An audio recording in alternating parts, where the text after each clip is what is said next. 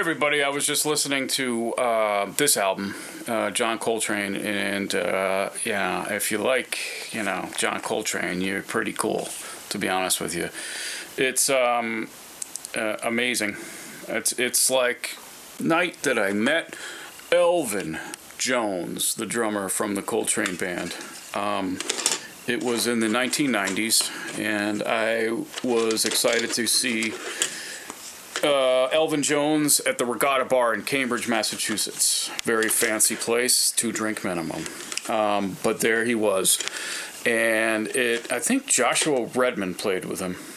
I might be mixing up because I did see some other folks in there, but I think Joshua Redman was like, because he had a local connection at the time too, probably going to Boston College or one of the colleges. And anyway, speaking of jazz, speaking of free jazz, everybody.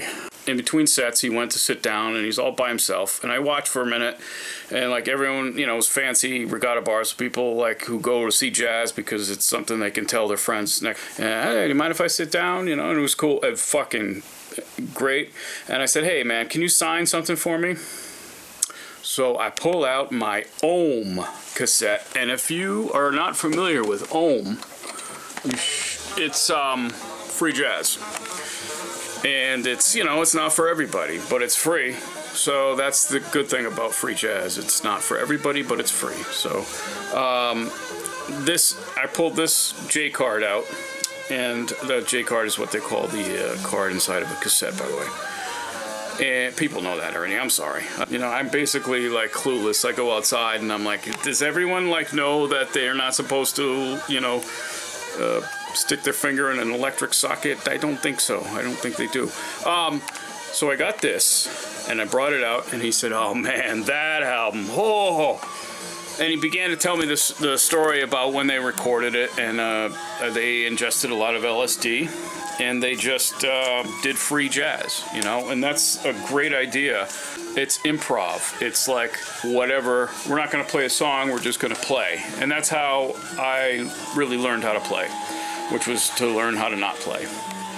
So that's why this album is very important to me, because it's way out there, and obviously it's not something you want to listen to on a car ride, but it would be great jazz brunch music. That'd be so fucking funny. So he signed this album for me, which was great, and just said, yeah, we were fucked up. But then I started to talk to him about playing with another drummer, because at one point Coltrane invited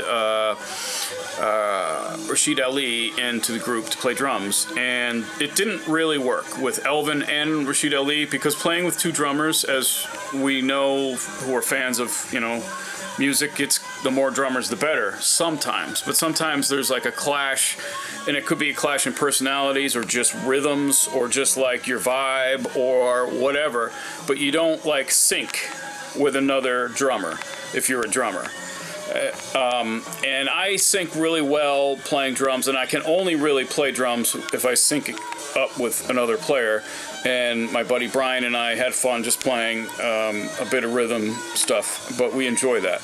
But I sync well. But Rashid Ali and Elvin Jones didn't sync well, and I didn't think, I knew that I'd heard something about that, and it was like, and I asked him, I said, so you guys together, it just like didn't really work, did it? And he was really honest and open, and we were just talking like two musicians, like talking to each other.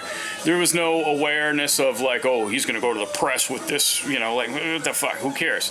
But it was that kind of talk during those kind of days where you could just free jazz and free discussions about like life, and that's what I felt like I had with Elvin that night. But he told me it just didn't work when you have another drummer, and you might like just not vibe with him, as I was saying, like it's not fun, and so it creates more dissonance. If you get paired with someone in a band or something, and you're asked to like create harmony, but like there's a disharmony to begin with for some reason or another, different types of people, then that disharmony just grows and grows and grows, and it creates dissonance, and it actually creates space between people.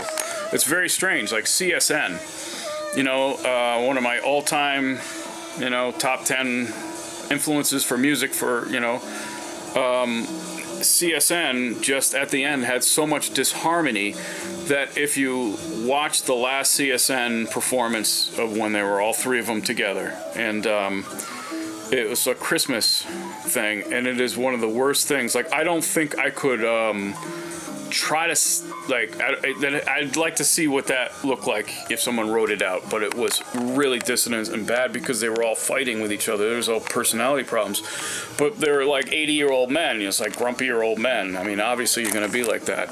I'm a grumpy old man at this point. I can be a grumpy old man at 56 years old. That's the best thing about being 56 years old. Other than that, it sucks.